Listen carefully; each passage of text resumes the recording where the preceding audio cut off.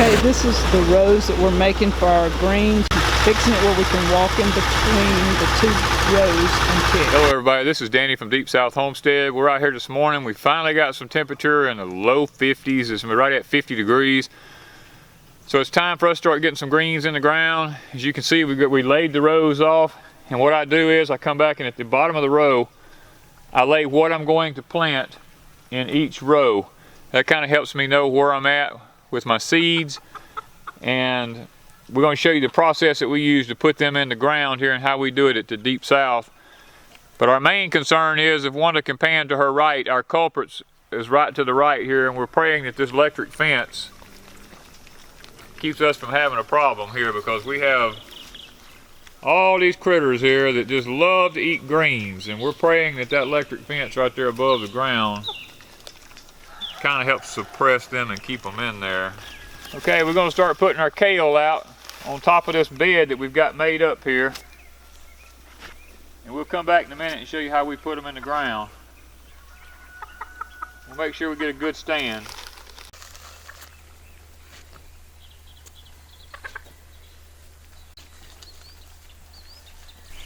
Okay, now we're going to move on to putting our collards in, and however far they go, and then we're going to try to finish the row out with spinach. And we've got some old seeds here we've had for years.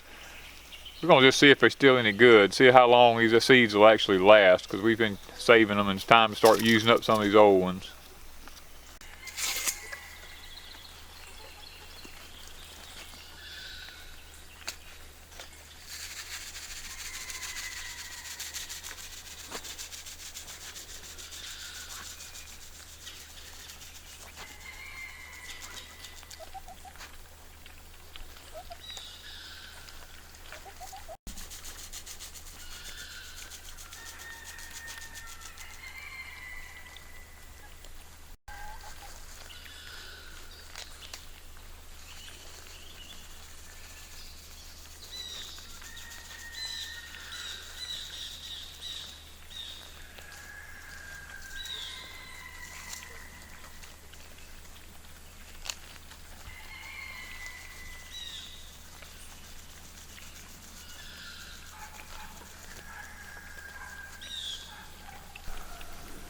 Okay, we're out here now. We're going to be putting our broadleaf mustards on this row here and this row behind me.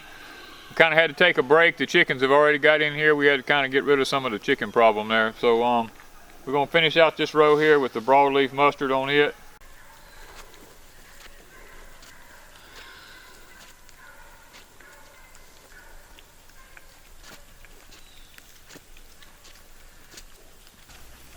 Okay, now we're going to tamp our seeds in now that we've got them all planted. This is the next phase we do at Deep South Homestead. We're using a garden rake, just a plain old garden rake, turned upside down for the teeth. Same thing you saw us use on our carrots.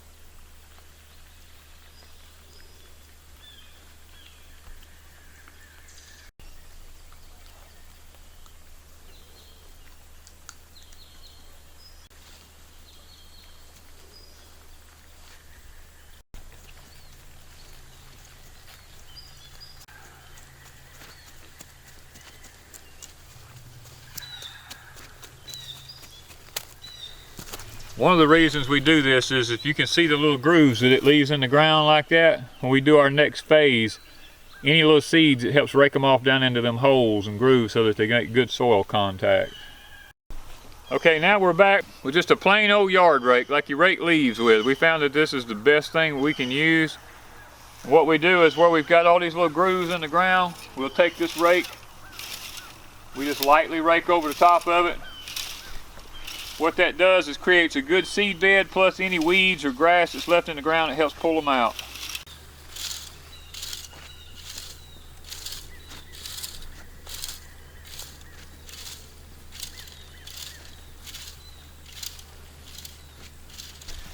Trying to make sure Wanda gets in on the action. She wants to make sure that she understands how to do it, so I'm trying to teach her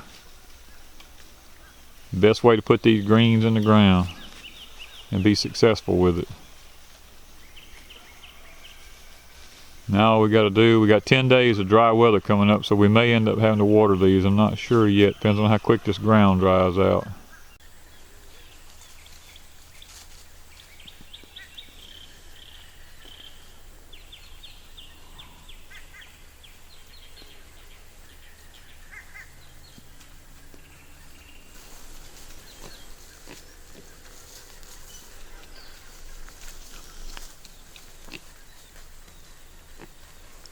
Pretty good.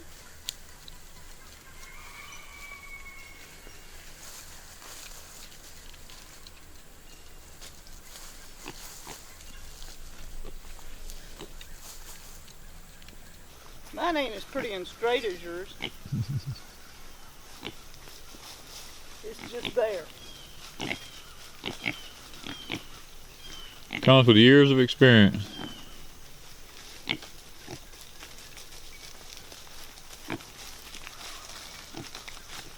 Look how crooked.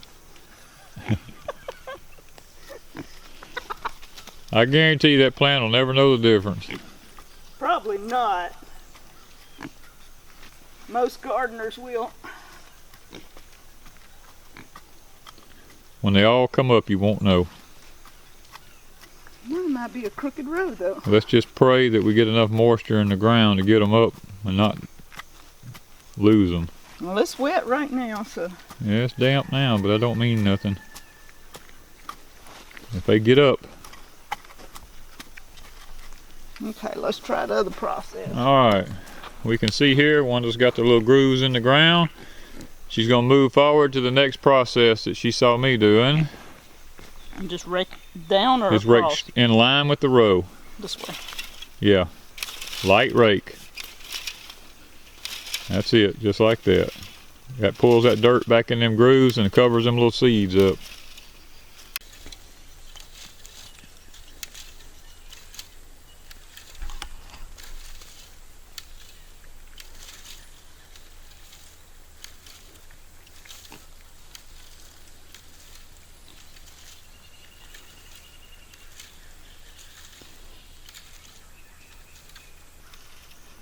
Move around here. I know y'all hear all this racket behind us right here. There's why. All the culprits are all out here. You got sheep and chickens and pigs and more chickens and more pigs. Minus one chicken. Minus one chicken. We had to get him out of the garden. At Deep South, you don't get but one chance. That's the way we were raised. It looks like Wanda's got a good job going there. So we're going to let her get the next row done.